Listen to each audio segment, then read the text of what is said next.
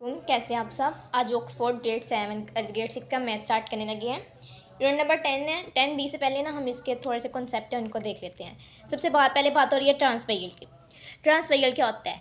ट्रांसवेयल होता है कि हमने यहाँ पे दो लाइनें लगाई हैं, उसके ऊपर एक लाइन लगा दी है। ट्रांसवेयल का मतलब है ट्रांसवेयल मीन जो दोनों लाइन्स को क्या करे, कट करे, दोनों लाइंस को कट करके एंगल बनाए, उसको हम कहते हैं ट्रांसवेयल। फॉर एग्जांपल हम यहाँ से ले लेते हैं, एक ये एंगल बन रहा है, इसको एंगल 1 का नेम दे दें। एक ये एंगल बन रहा है, इसको एंगल 2 का नेम दे दें। ठीक है, उसके बाद एक ये एंगल बन रहा है, इसको एंगल 3 का नेम दे दें।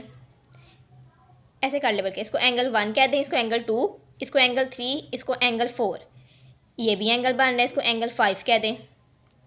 ठीक है, ये एंगल 5 कह दें। अब आप ये देखें, हमने दो लाइंस को कट किया तो हमारे पास जो डिफरेंट एंगल्स बन रहे हैं, इसको हम कहते हैं ट्रांसवेयल।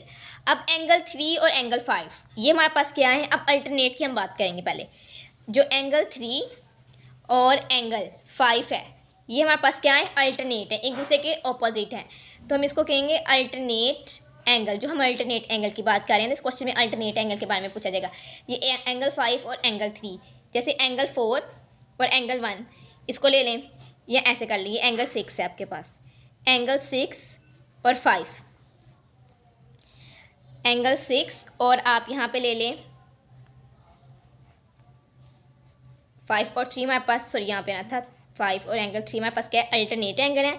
एंगल 6 एंड एंगल 1, 6 और 1 ये भी हमारे पास क्या है? एंगल 6 और एंगल 1 ये भी हमारे पास क्या है? अल्टरनेट एंगल है। ठीक है, उसके बाद ट्रांसवेयल एंगल कौन से हैं? एंगल 3 एंड एंगल 5 इक्वल ट्रांसवेयल है। क्या ये, इसको क्या कहेंगे? इक्वल ट्रांसवेयल एंगल है।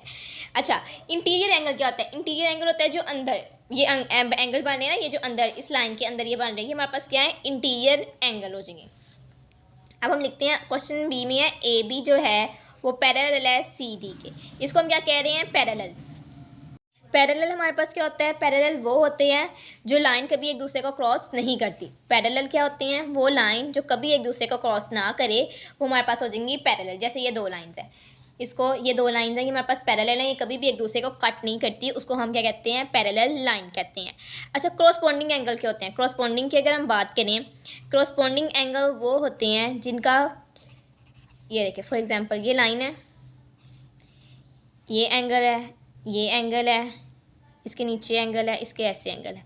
ये एंगल 1 कहते हैं, इसको एंगल 2 कहते हैं, इसको एंगल 3 कहते हैं, इसको एंगल 4 कहते हैं। मतलब एक लाइन नीचे एंगल होंगे। जैसे ये एंगल 4 और एंगल 2 ये हमारे पास क्या है? क्रॉसपोंडिंग एंगल है। और इनको प्लस करने से अगर ये आपके पास 180 डिग्री के इक्वल आ जाए, इट्स मीन ये हमारे पास क्या होते हैं? Interior angle which are equal to supplementary. ये वो इंटीरियर एंगल हैं जो इक्वल हैं सप्लीमेंट्री एंगल्स के। ऐसे एंगल जिनका सम लेने से 180 डिग्री आ जाए, उनको हम क्या कहते हैं? Interior angles. ठीक है, इंटीरियर एंगल कैसे हैं? जैसे ये देखो, ये 4 और 2 ये हमारे पास इंटीरियर एंगल है, 1 और 3 ये हमारे पास इंटीरियर एंगल है, ये हमारे पास एंगल बन रहे हैं। अच्छा, ये जो हमने एंगल बनाए थे इसको हम कहते हैं वर्टिकली ऑपोजिट एंगल। ट्रांसवेयल क्या होते हैं? Vertically opposite angle.